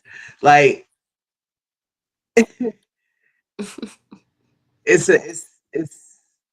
good as a broad term. It is a very subjective term in my mind, which is why I didn't have an answer other than that. Because my idea of it isn't everybody's idea. I know, but you tried it, and I'm not gonna let you try me like that. But just because my back hurt don't mean I won't chop your ass in the throat real quick. Fuck around, okay? Look, yeah, I love you too. Look, baby, don't get scared. It's okay. It's all right. It's okay. Ain't no bitches out here. I just love you. I love you too. Like I just, you know what I mean? To bring it back to the original video, it really kind of is terrifying to understand that we're still having this conversation. There are literally manuals written on what we need to do to take our power back. You know what I mean? There's literally, and I think that's why my reaction was so visceral to the question of who is they and what do we do next. Because go read Marcus Garvey. Go read any of the leaders, any of them. I don't like them all, so I don't mention everybody. Yeah, that nigga with the rifle by the window. I like him sometimes. You know what I'm saying? I don't necessarily promote. Yes, you heard me right properly. Look, but go read them. If you're looking for a manuscript, go read them. But those manuscripts have been around at this point 50 years. You know what I mean? Like the manuscripts that were written have been around 50 years. So if we were going to follow them, some people look to Tupac and he talking about people singing at the door and, oh, I'm hungry, give me food. And then it turns into a battle cry. And then it turns into a fight because I'm going to get some fucking food today. And at some point, it's going to come to that for so many more people than what folks realize, which will be the opportunity to start again. But you can't start a new thing within the system. I mean, yeah, Johnny, you can read certain papyruses. So Johnny, again, papyri. Again, if you haven't noticed, papyrus. Wait a minute. He went there. Go ahead. I just want to know the plural of papyrus. I think it's papyri. You can read several papyrusy. It's papyrus with the. It's just apostrophe. The same. Yeah. It's fucking English language, man. That shit don't make no sense. Anyway, I'm cracking up, but we appreciate y'all. Again, we are Chestnut Checkers. I am. I wish I could tell y'all how overwhelmed. Lovey came on. We had Tay on. We had Kristen. When I tell you, it's the internet. So, in case y'all haven't ever known, I'm hardwired in. There was like a couple episodes where I wasn't hardwired in and shit went crazy. I got the whole landline connected to the router. I don't play that game. Shut my shit off if you want, bitch. He's been telling me to drill a hole in the floor. You better drill a hole in the floor. But look, I can't talk to my phone and it's working fine. It was just the internet stuff. Respect. And I paid my bill, Earthlink. Don't make me come down there. But the reality is I'm just overwhelmed, and I get to sit amongst the people that watch me transition, y'all. And like, I don't know, it's like it's a feeling. It's overwhelming. He didn't used to be a girl, y'all. He didn't used to be a girl. I wasn't no bitch either. But I was the exact opposite. I was all over the place, and it's like when you say Transformer, they start thinking RuPaul's Drag Race because they need to pick up fucking books. Like I want to say something. Go ahead. I love the show tonight, and I know Tay was getting into it with us, but I want to just bring this full circle on all the things that I picked up on tonight. I noticed growth. I noticed love. And I appreciate the ability for us all to sit amongst each other and talk about it, discuss it, and the vulnerability and the strength that it takes to be vulnerable in front of someone who might know something about you and say it out loud. And to do this in front of the masses And I think this is beautiful foundation for people to see the light turned on, and that to empower them to go and do that themselves, to be honest about what they're saying, what they're feeling, and what they understand. Because the only way that we're going to grow, the only way that we're going to understand what's coming, what's going to be, what has been, is if we open our mouths and we begin to communicate in a different way. And that doesn't mean that we all have to agree. Oh, absolutely not. We need all kinds of different perspectives, context, semantics, whatever. And together, when we put that together, we are strong. We're embodying not just grace, but a different type of vulnerability in ourselves. And when we open up and let that out and let people see that, then that's like shining a light on. That's like telling somebody else, it's okay. Come on out and say how you feel. Come on out and be who you are. And I'm enjoying that. I'm loving that. It's just beautiful, and it feeds my soul. So I just want to say that on tonight, and I love y'all. That's all I got. Go ahead. Good night. That's all I got. I tell y'all. Good night and enjoy yourselves. Happy Wednesday. Happy week. God bless y'all. Night, y'all.